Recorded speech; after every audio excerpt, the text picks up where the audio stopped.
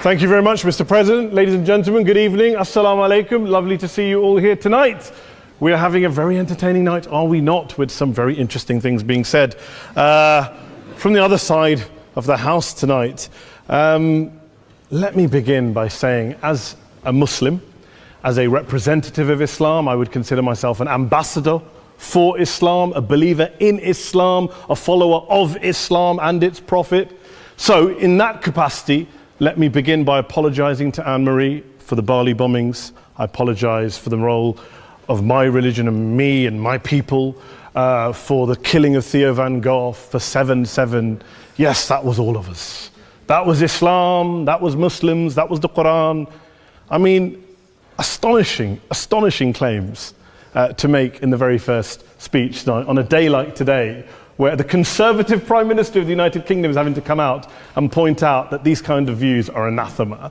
And I believe you're trying to stand for the Labour Party to become an MP in Brighton. If you do, and you make these comments, I'm guessing you'll have the whip withdrawn from you, but then again, UKIP's on the rise, they'll take you, the BNP, they might have something to say about your views. This is what Mehdi Hassan always does. By the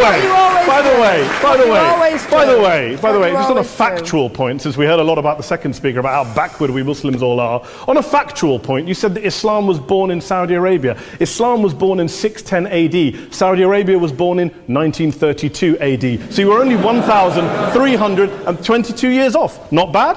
Not bad start there.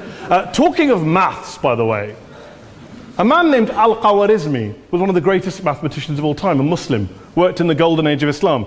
He's the guy who came up with not just algebra, but algorithms. Without algorithms, you wouldn't have laptops. Without laptops, Daniel Johnson tonight wouldn't have been able to print out his speech in which he came to berate us Muslims for holding back the advance and intellectual achievements of the West, which all happened without any contribution from anyone else other than the Judeo-Christian people of Europe. In fact, Daniel David Levering, the author of the Pulitzer Prize-winning historian and author of The Golden Crucible, points out that there would be no Renaissance, there would be no Reformation in Europe without the role played by Ibn Sina and Ibn Rushd and some of the great Muslim theologians, philosophers, scientists in bringing Greek texts to Europe.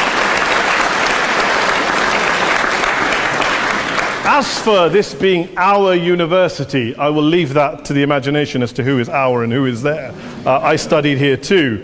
An astonishing set of speeches so far making this case tonight. A mixture of just cherry-picked quotes, facts and figures, self-serving,